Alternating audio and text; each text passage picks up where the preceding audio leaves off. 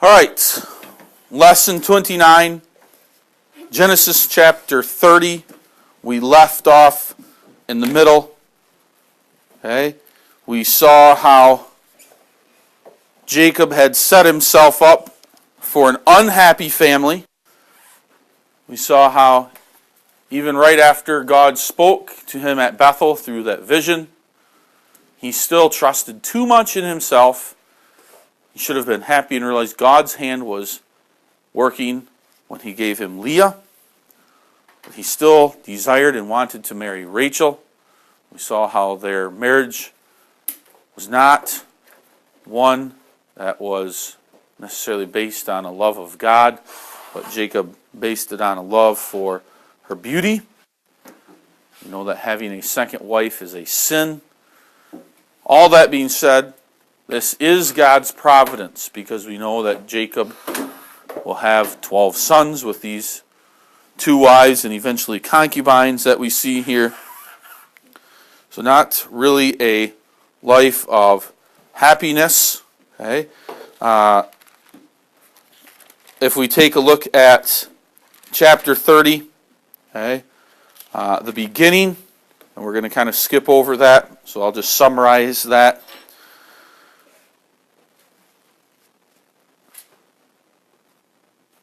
Very similar to Abraham and Sarah trying to manipulate, play God's ways by having Abraham have a concubine in Hagar and having children with her.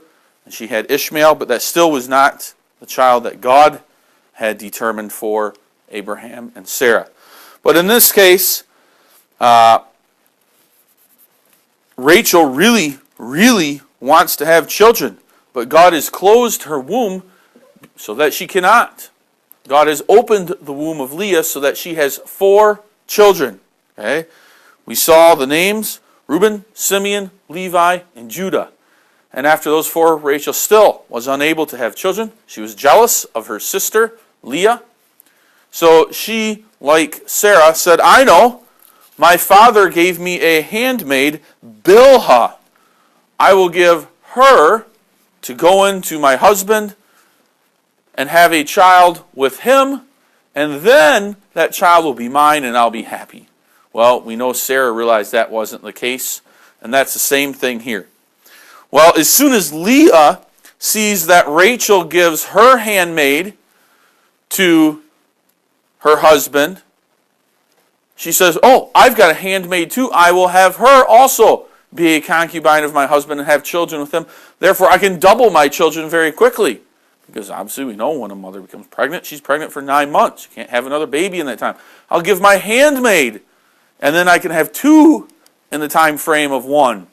Because, again, jealousy, it's probably a contest, it's a race.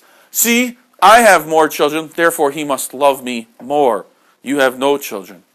And that's not the case that's going on here. But we need to make sure we see that here. So, Jacob has a handmaid and Bilhah. Okay? And Leah's handmaid Zilpah, they go in and have many more children. Okay? And those children that we see here, Bilhah gives a son, okay? Dan. Bilhah has another child. Okay? Naphtali.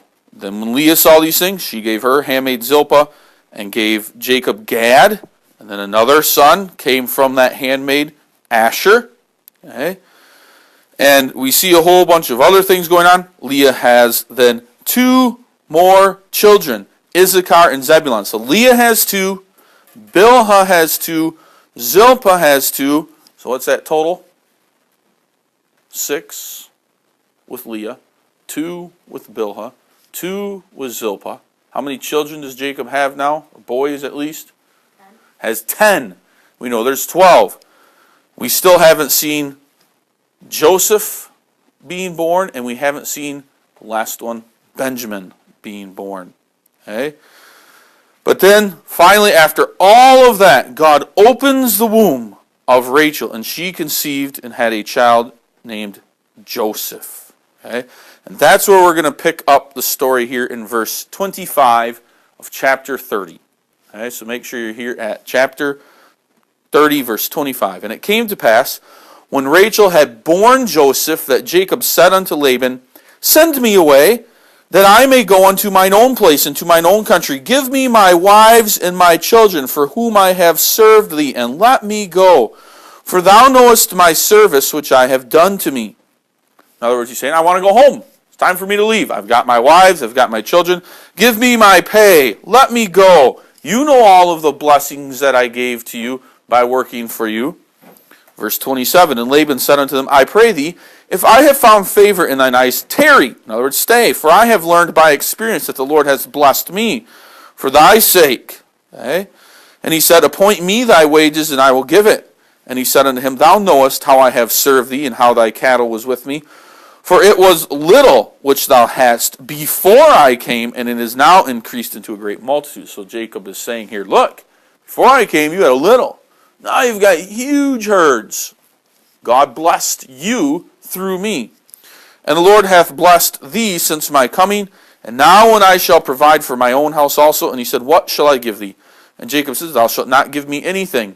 If thou wilt do this thing for me, I will again feed and keep thy flock. I will pass through all thy flock today, removing from thence all the speckled and spotted cattle, and all the brown cattle among the sheep, and the spotted and speckled among the goats. And of such shall be my hire.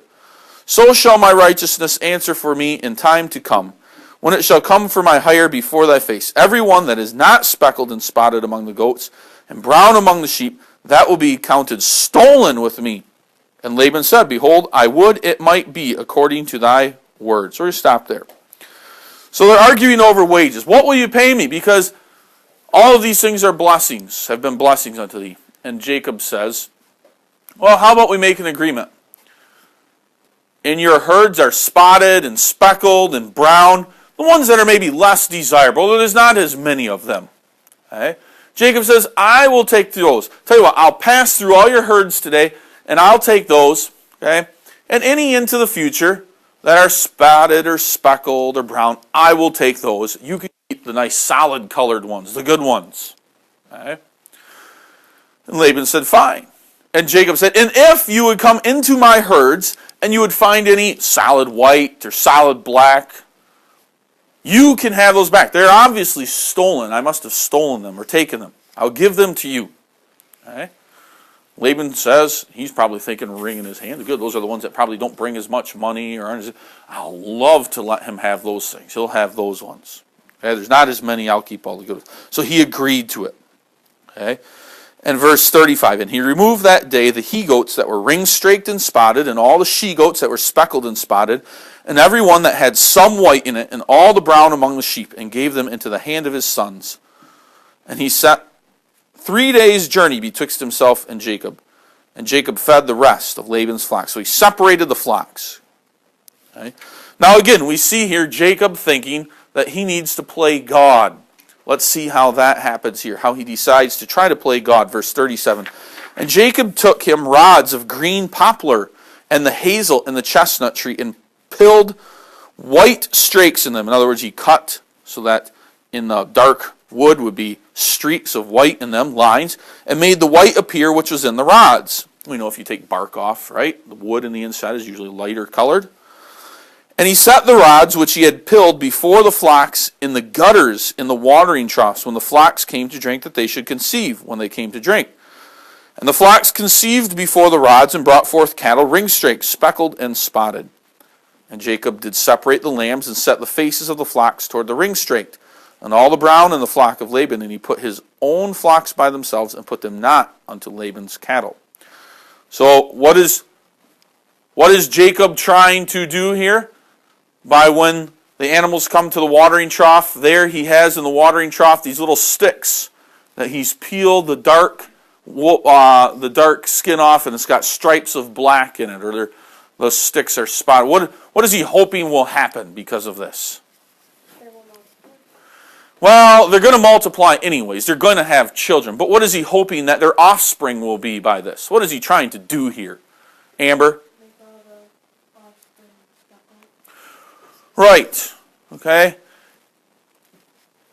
If we wanted Micah to change his hair to pure blonde, Could we just say, we'll give them all yellow colored foods to eat, and just by looking at it, that's what's going to happen? No. Okay. Or if we said someday Megan gets married, and so before she has children, they say, we're going to make it so Megan looks at all, she's going to live in a town full of Mexicans. And she's going to look at Mexican people. And therefore, when she has her baby, even though she married a white guy, the baby's going to come out looking like a Mexican. Is that possible? That's what Jacob's trying to do here, right? In a sense, he's trying to get them to, he's thinking, well, here we go. I'll go ahead and I'll make these, change the watering holes so when they see them, they see the spots and the speckles. Well, it must be that they're going to have spotted and speckled babies. Is that going to work, Megan? No. Okay? We're not going to, that would be impossible. We can't take any of you and your future husband or wife, move you to a town in the middle of China, and all of a sudden, because you're looking at Chinese people all day, you're going to have a Chinese baby. No. You'd have to marry a Chinese person, okay, for that to happen. And that's what Jacob is trying to do here. Now, obviously, if the two cows, if one cow is spotted and the other one's spotted or speckled, obviously there's a good chance through genetics that their offspring are going to have it. It's not Jacob at work here.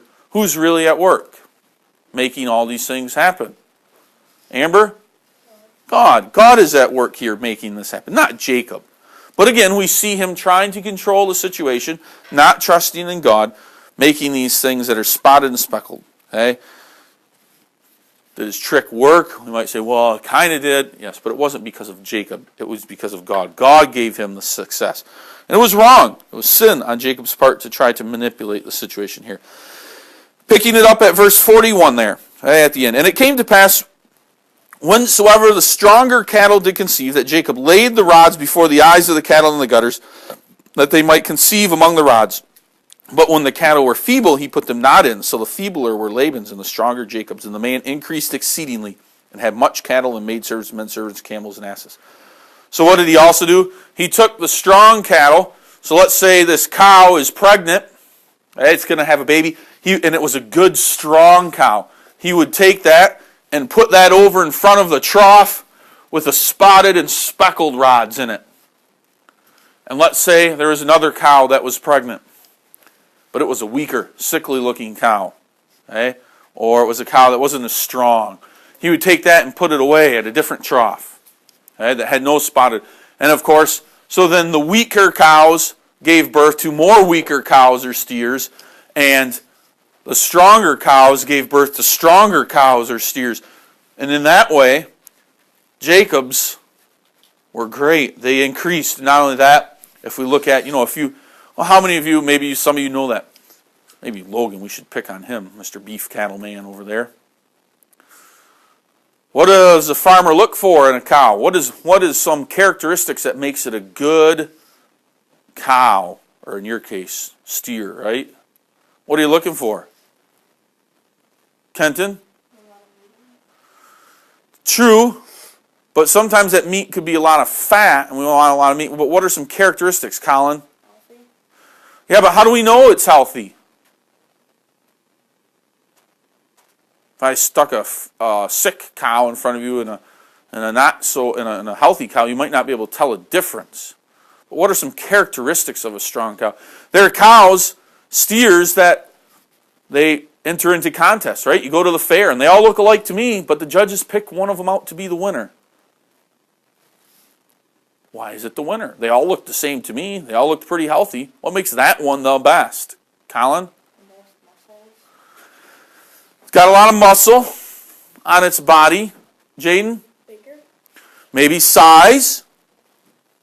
They're going to look at things like its back, right? Nice straight back. Okay? Shows strong back, and its legs. Okay? They're going to be looking at its neck, the length of it, size of it. Okay? If it's a cow that gives milk, dairy milk, they're going to be looking at its bag, right? The size of the bag. So these are all things that Jacob will be looking for. They're both going to give birth, and they're both healthy. Just because they're unhealthy doesn't mean they're going to die. It's just that they're not as a good of a cow. Okay? So that when they say, hey, we want to have more cows, we want them to look like this. We want a nice straight back. Okay? We want the certain size bag and certain things characteristics. That's what they're looking for. And that's what Jacob was controlling here, or he thought he was, but God was really working. All right, but now it's time. So Jacob has a huge, he's wealthy because of his huge herd of cattle that he now owns. And Laban is also wealthy, but now when people come, they see Jacob's, and they go, wow, that's pretty good. Okay? And obviously Laban, being the man that he is, we know he's going to be jealous. Chapter 31. And he heard the words of Laban's sons. So these are sons working out in the field, saying, Jacob hath taken away all that was our father's, and of that which was our father's hath he gotten all this glory. So you see the jealousy. The sons of Laban who are out in the field working with Jacob's workers. Okay, so there they are over on that side, and they've got the weaker looking cattle. They're all solid colors, but they're weaker looking. They look over there towards Jacob's, and they say, wow, his herd is big, it's strong, but he's got all the ringed and the spotted and the speckled, and the ones that, color-wise on the outside don't look good, but you can tell physically they're healthy, they're good cattle to have. And they become jealous. And then those sons are saying, well, their inheritance, because the inheritance of the sons is those cattle, right? Do they want to inherit the bad cattle, or do they want to inherit the good cattle, Jen? They want to inherit the good cattle. So they in themselves become jealous, just like their father. And they probably go tell father and tattle on him. Verse 2, and Jacob beheld the countenance of Laban, and behold, it was not toward him as before. So he wasn't as kind as he behaved toward him before. And the Lord said unto Jacob, return unto the land of thy fathers and to thy kindred, and I will be with thee. And Jacob sent and called Rachel and Leah to the field unto his flock, and said unto them, I see your father's countenance, that it is not toward me as before. So it's not as positive as it used to be. But the Lord of my father the God of my father hath been with me. And ye know that with all my power I have served your father. In other words, I've done everything that I should be doing. Wow. That's what you're saying, Jacob, but really, were you trying to manipulate the situation with those rods? And sure you were. And your father hath deceived me and changed my wages 10 times. In other words, first he said he would give me Rachel, and then he really gave me Leah, and then this.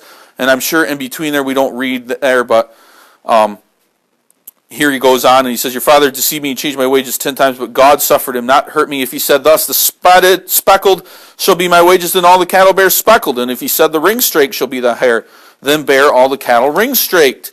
Thus God hath taken away the cattle of your father and given them to him. So there must have been some time in there where Laban would come in and say, oh, you know what? Those ring-straked that I said, I'm going to change your wages. I'm not going to give you the ring-straked anymore. Okay? So the ring-straked, again, God was at work, and God made it so that the ring-straked were given unhealthy and not so many. And now the other kind were for Jacob.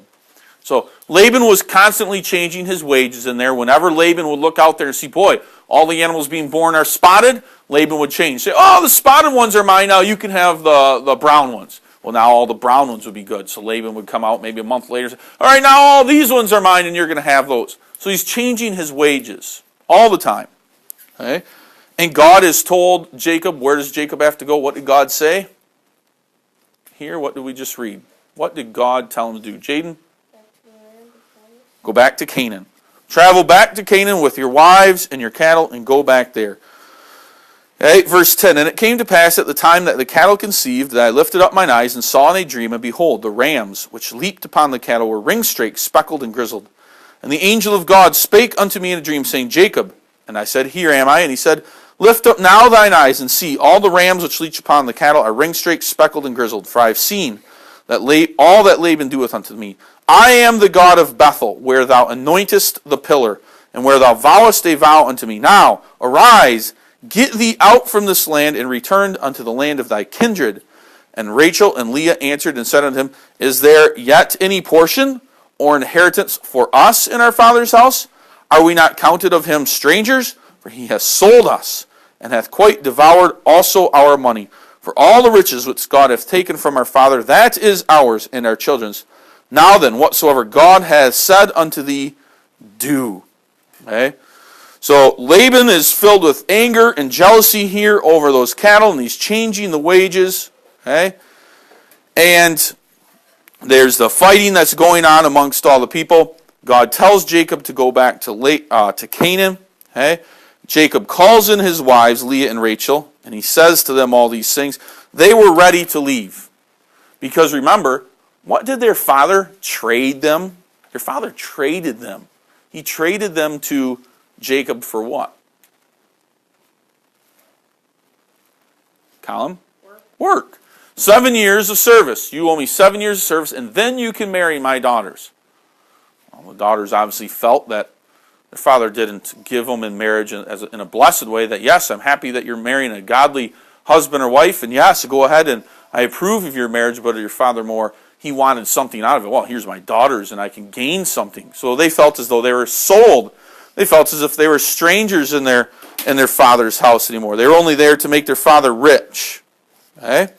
So they're willing to go. They say, yep, let's be willing to go. Okay?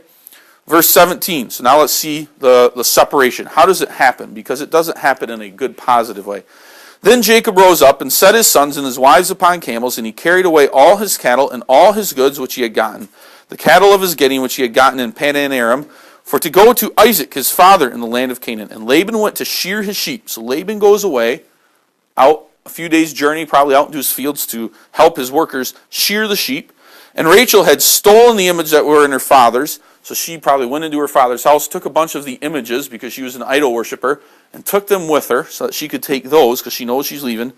And Jacob stole away unawares to Laban the Syrian, and that he told him not that he fled. So he takes his wives and his cattle, and once he sees that Laban goes out, he gets them all together, and he says, "Pitch up your tents, pack up your belongings, pile them on the camels and the other animals, and let's go." And they begin to travel. So they sneak away. Verse 21, so he fled with all that he had and rose up and passed over the river and set his face towards Mount Gilead. Okay? And it was told Laban on the third day, so we'll stop right there. We'll read that, but we don't want to get into how they met. We'll save that for tomorrow. And it was told Laban on the third day that Jacob was fled. So it took 3 days for Laban to get the message, probably because he was a ways away. Maybe the other people didn't realize on the first day what Jacob was doing. But anyways, so on the third day, so Jacob has a 3 days head start. Okay, Laban hears it, and he took his brethren with him and pursued after him 7 days' journey, and they overtook him in the Mount Gilead.